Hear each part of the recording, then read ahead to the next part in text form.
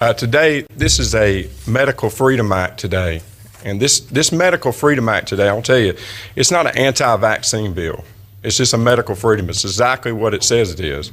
Today, as I stand here today, and I was thinking about it as I walked in this room today, and I was in my office as I was a school board vice chair in 2020 and 2021, what all the parents went through today. This is a Medical Freedom Act for parents, for people of all different reasons why sometimes the COVID vaccine is not the right fit.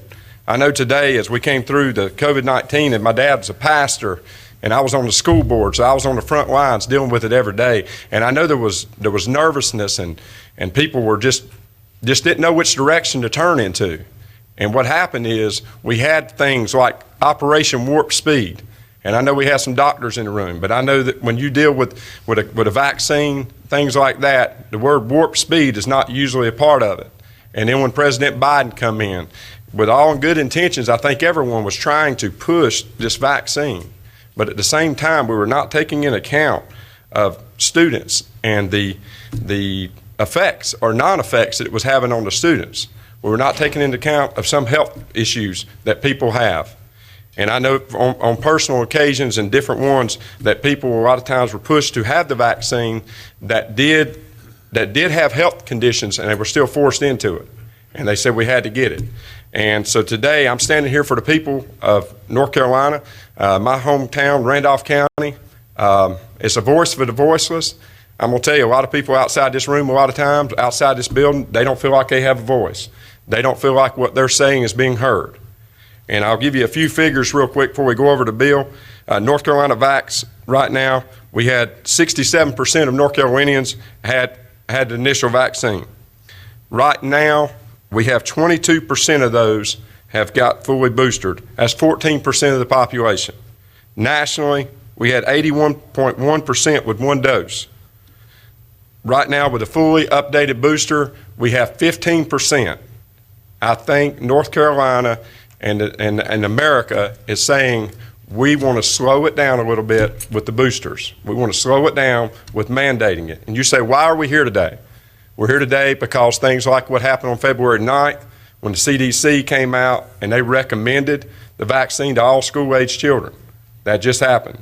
It's still being pushed, and I think there needs to be more research done. And if you will, I'm going to turn to the bill real quick. If you look at the PCS, we'll go over it real quick, and then I'll stand for questions. And before I do that, I want to tell you, we worked diligently with DHHS. Matt Gross, most of the time he said he was 98% satisfied, 95% at the end, but we did work with DHHS diligently back and forth to make sure that we met all their needs. This bill does not affect federal funds. If you're receiving federal funds for CMS, you are exempt. It does not affect those funds. We tried to make sure we're aware of that. Section 1, I'm going to read a quick summary if you'll go through it real quick with me. Prevents state agencies, city, county, and political subdivisions from the state from denying or hiring of or firing an employee based on employee's refusal to provide proof of COVID-19 vaccination. It also protects against any retaliatory action against such an employee.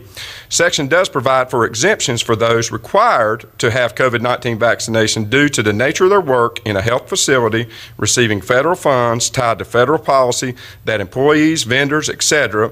be vaccinated in such facilities, or for DHHS employees in the division of state-operated health facilities if department requires such a vaccination. That was covered in them. Section 2 prevents state agencies, city, county, and political subdivisions of the state from requiring any employees to submit proof of COVID-19 vaccination or from requiring that they get such a vaccination or series of vaccination. Has the same exemptions as Section 1.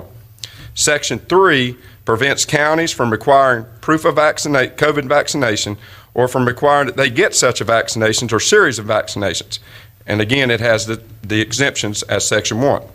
Section 4 prevents cities from requiring proof of COVID-19 vaccinations or requiring that they get such a vaccination or series of vaccinations. Again, it has the exemptions of Section 1. Section 5, which is near and dear to my heart when it comes to students, because I do have 2 children, and I had 2 children that was there in school, and they're still in school right now when COVID hit. It prevents the Commission for Public Health and Public School Units, community college, and constituent institutions of the University of North Carolina from requiring that students provide proof of COVID-19 vaccination or from requiring that they get such a vaccination or series of vaccination. This section has an exemption stating unless the requirements for vaccination or proof of vaccination is required for participating in a program of study, so like nursing, some people's in nursing, things like that, or fulfilling educational requirements for a program that requires working, volunteering, or training in a facility certified by the Centers for Medicare and Medicaid Services. I'll tell you today, like I said, I'm gonna close and I'll stand for questions. We don't have 25 lobbyists. We don't have 25 lobbyists walking up and down the house telling you how it's going to save America and how it's going to cut taxes and how it's going to do all this. This is just a freedom. It's a freedom of choice. This does not say you can't get the vaccine if you choose to do so. This gives people a choice today. And this is all about the people. And I'm telling you, I hear polls all around this room all the time. You poll it outside, the numbers are the numbers. Those are CDC numbers I gave you. Only 22% of our state is fully boosted. The numbers speak for themselves. That's all the poll you need. I'll stand for questions. Thank you very much, Representative Biggs. Are there questions from our chairs, our committee chairs? Any questions? Chairwoman White is recognized. Thank you. I just have one question, and unfortunately, because of what I've been doing this morning, I haven't had a chance to find it where it is in the line of the bill, so I can't refer to it. But it's about quarantine of a child. Could you explain that? I guess as a school health nurse, if a child is sick, when I think of quarantine, it's like allowing them to go home and stay home until they're well, so that they're not exposing other children. Is that what you meant in that line, or was it something different? Representative Biggs, you're Yes, recognized. Thank you, Madam Chair. Well, we took out the masking and the quarantining part when we worked with DHHS, and that is because, and that was in the original bill, that is because there's other viruses and things going on other than COVID-19, and it would affect those viruses. And the things with the masking and things like that, I didn't want to muddy the water. Honestly, we're just staying completely with the COVID-19 vaccination. Great. Thank you so much. I just didn't see that second. We cleared that up on the PCS. Thank you very much. Thank you. Chairman Lambeth, you're recognized. Yeah, I would just like to compliment you for bringing this bill forward. You know, we've gotten a lot of emails, text messages, phone calls in our offices, both ways. Some like it, some don't. I decided to support you and your effort in this because I do believe in freedom of choice. I do understand the concerns about the COVID and other pandemics. But when it comes down to it, it should be my choice as to whether I get the shot. I chose to get the shot and the booster, and if there's another one, I'll get the next one. But that was my choice. Yes, sir. And I don't think government should tell us one way or the other whether we should do that. And I know that there are many, many parents out there that like this bill. I know there are many agencies and corporations that don't like the bill. But I came down on the side that I do support the freedom to decide one way or the other, and I decided to get it, but that's my choice. Yes, sir. So thank you. Thank you. Thank you. Are there any other questions from our committee chairs? Just a motion at the Okay. We do have a motion on the table. Are there questions or comments from, Representative Crawford, you're recognized. Thank you, Madam Chair. A question for the bill sponsor. Okay. Sorry. Go ahead. No, that's okay. So do we, correct me if I'm wrong, did the EEOC put in place that if employers or, whether it was the government was going to mandate the vaccine, that we would be able to have a religious or medical exemptions? Is that in place today? Representative Biggs, you're recognized. And I'm going to speak to it, but I'm going to refer to bill drafting to make sure that I'm correct in my tone. I think that is in place still, but I will say this as just being all you guys are public figures, okay? And just being a school board member, we had a lot of people that presented the religious exemption, and they used, and a lot of them were form documents where attorneys have drawn them up, and you basically insert your name. But what we saw was Some places took them and some places didn't, and it was kind of a varying there. But my understanding, it is still used, and I'm going to refer to bill drafting to make sure that we're correct on that. Staff, you are recognized to answer the question. So I have conferred with our fellow staff. I'm Teresa Matul. I'm Legislative Analysis Division employee, and the EEOC does allow a religious exemption. Right. And that includes a medical exemption. Representative Crawford, you are recognized for follow-up.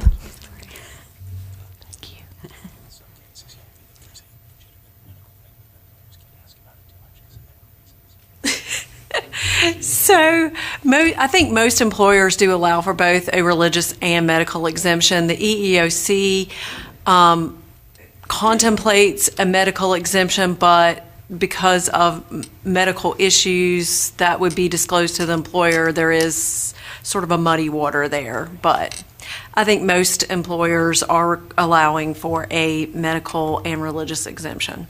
Thank you. Follow-up? Follow-up. I'll do it right this time. Thank you. So if we do have the medical and religious exemption in place, is any of this necessary if people can get the exemption relatively easily? Well, I would stand to say they can't in all cases. And I can say you want examples, and I can use, my son goes to a private college, and the religious exemption was not accepted, and I am the one that had it drafted by an attorney, the same one that was used at Baptist Hospital for all the nurses, and I took it to his college, and they denied it. They did the same one. So I don't think that's universally accepted. I think it's up to the institution whether they accept it. And we're taking that out of their hands as far as if it's my religious belief that I shouldn't have it or my health belief. I can speak to that too. Go ahead, please. Representative Hardest, you're Madam recognized. Chair, and thank you very much for the question. I actually thought about that myself. So I can tell you that in Guilford County, for example, employees who work for the county government, some of them, my understanding based on what they told me, they were seeking a medical exemption or a religious exemption, but the deference that was provided to them was not always optimal. My understanding is some of them had to get tested once a week, where they have the Q-tip type apparatus, procedure. So it's not like it's just, okay, you don't have to get vaccinated. The accommodations are not always optimal in many cases, and that's the reason I support this bill is I think and just to kind of go back briefly to reiterate the point is that I agree with what Representative Biggs said is that these are vaccines were rushed through and that there was an expedited process, emergency approval. I don't think it's an ideal situation to have the government saying you have to get this vaccine. We do have religious freedom. We do have First Amendment rights that I think should be protected, but the deference and the accommodations provided to those individuals is not always an optimal situation. I know people have actually quit their job for that reason. Representative Servania, you are recognized for a question. Thank you, Madam Chair. I want to direct my questions to the bill sponsors. Sure. So I appreciate your work with DHHS. I would like to know details and who you worked with at DHHS. Were they the immunologists, the epidemiologists, the secretary? Sure, yeah, go ahead. You're recognized, Chair, Representative Hardister. Thank you very much, Representative, for the question. So we worked with the liaison, Matt Gross, who I believe couldn't be here today, but my understanding is that he was working with the virologist and everybody on their team. They told me, 98% satisfied is what they told Representative Biggs. They told me they're 95% satisfied. The PCS removes the quarantine language, the masking language. It relates specifically to the vaccine mandate. I would assume, knowing Matt Gross and how professional he is, he was working with the entirety of the DHHS team seeking their input. He did tell me there at this time there's no effort underway to promulgate a vaccine mandate, but to the bill sponsors and I think to a lot of people in North Carolina, they feel comfortable knowing that we're taking this step to prevent that from happening. Follow up? Follow up. I'd like to know that information before we go on the floor, if this does pass through committee, who exactly Matt Gross worked with you all in developing this. Also, I'd like to ask, I don't like to always talk about that I work in this space. So I am an epidemiologist. I was a biologist before that. And just for clarification, I want to ask if you all are aware that these vaccines actually were, the baseline of it was developed years ago when we started in SARS, like 2005, and that this vaccine currently that has been used, do you know that actually it's just a modification on the top end to tailor towards this specific virus? Well, You recognize Representative Biggs' hand to the and question. we're not debating whether the COVID vaccine is just an awful vaccine or not. We're saying it's rushed, and my point being is, especially with school-age children, we need to have more studies. We need to have more studies, and I know if it, as obviously it was pushed and it wasn't readily available in 2020 at the time, because if it would have, they'd have rolled it out right then. I think it's just not a one-size-fits-all. And I'll tell you, I can go into story after story where people were pushed into it, and you say they got medical exemptions, and I can use even vascular surgeries, and where they were pushed into it, and then thank God another doctor stepped in and said absolutely not, because they've had this vascular transplant. Now, one of the side effects we're kind of seeing, and I'm not an epidemiologist and I'm not a doctor, but now they're saying there's some blood clots. So then all of a sudden one of the surgeons came in and stepped in with his child and said, you can't get this vaccine because you've had a vascular transplant in your leg, and if you get it, you could lose your leg. But the thing was, at the same time, this child, his school was pushing him to do it. Everybody, his other doctors were pushing him to do it. But then, thank God, the vascular surgeon stepped in and said, no. And you say, well, that's not common. Well, it happened. It happened. Follow up. Follow up? I think you actually answered my next question in that doctors, like it goes back to my colleague's question in medical exemption. People in those situations are working with their doctors who know their situations intimately, and that they have a process with EOC to ask for an exemption. I'm in agreement with you on that. Yeah. But we are elected officials looking towards the public good and public health. Understand?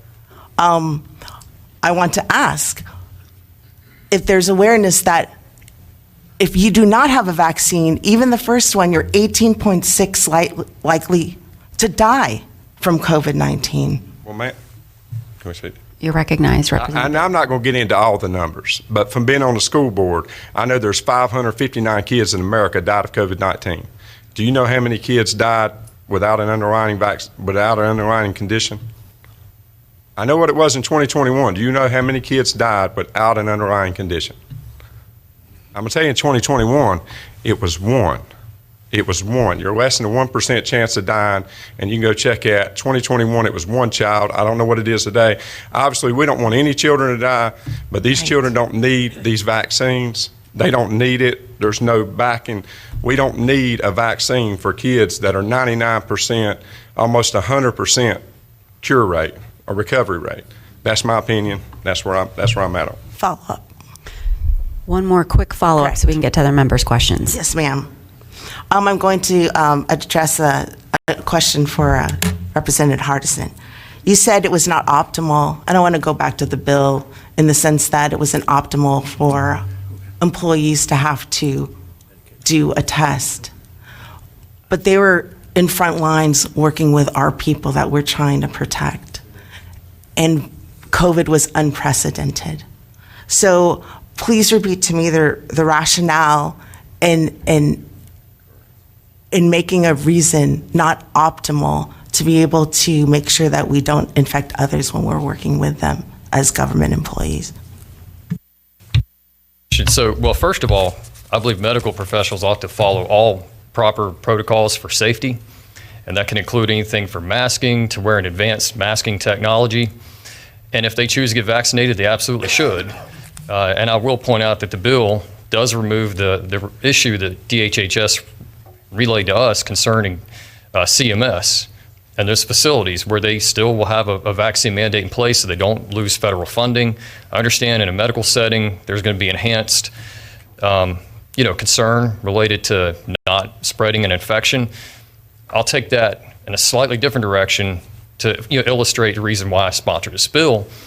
So I'm 40 years old, and I did get vaccinated. I got one shot of the J&J vaccine. I didn't get the mRNA.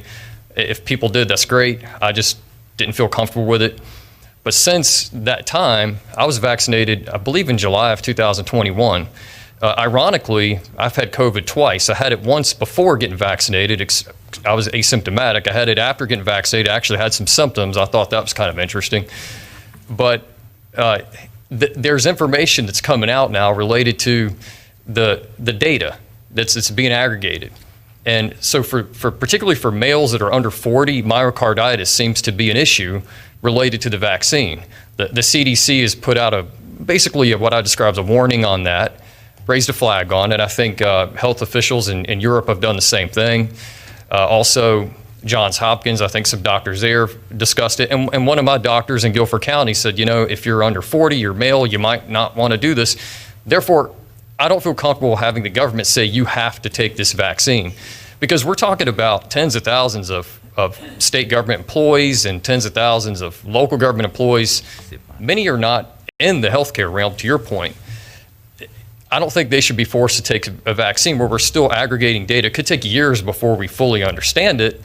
But again, to stress the point, this is not an anti-vaccine bill. You can certainly get vaccinated, like Representative Chairman Lambeth said. He's going to do it again and again. You totally could do that. And I think a lot of healthcare professionals will probably take that same approach. Other questions from the committee? I believe Representative Cunningham had a question. Thank you, Madam Chair. And the question is to the bill sponsors. In consultation with the business entities, was that also included when you stripped the bill? Representative Cunningham, was your question about the private industry? Mm-hmm. Yes, so that was never part of the bill. Private businesses could still choose whether or not to have a vaccine mandate. Okay, follow up. I'm just going to go ahead and make my remarks. Follow up. Representative Cunningham, you're recognized. Thank you. I wish I could say that religious exemption and medical exemption does not work. If it's in statute, it should be working. And if it's not, we need to be enforcing it. And I know that you said 22% didn't get boosted. So that leaves 80% that's choosing not to get the vaccine. And that's their right to do that. That is their right. If they go to the doctor and they have consultation with the doctor and the doctor recommends that they do not take it, that's a medical exemption. We all, as clients and patients of physicians, primary care providers, as individuals, get to choose already, unless it's mandated. Even though they say it's mandated, it's not mandated, because 80% have not gotten the booster. Thank you. Representative Reeder, I believe you have a question. You're recognized. Thank you very much. A question for the bill sponsors. Bill sponsor, you're recognized to answer the question. Thank you for this important work. I believe in freedom of choice for sure. The question I had, really, it's two. One of them is about defining this as CMS-approved facilities.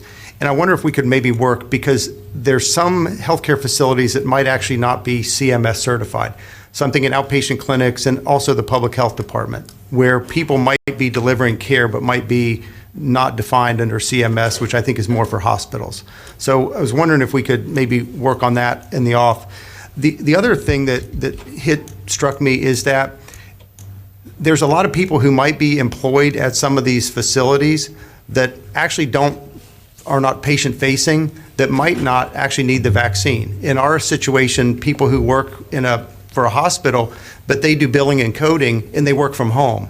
And there's no connection, no contact with patients. And I wonder if we might be able to work on some way to exempt them from this requirement as well. I think if you're taking care of patients, you have some enhanced responsibility.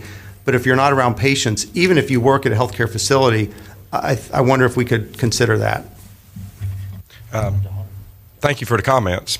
We definitely need to, we'll definitely look at that. If you want, we'll get with drafting. I can look at that. We can talk about that because I've never thought about people working from home.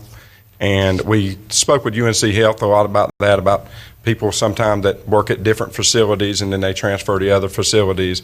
And I can see where that could be an issue going from facility to facility, whether they use CMS or not. And we can look at that and definitely we'll get together on that.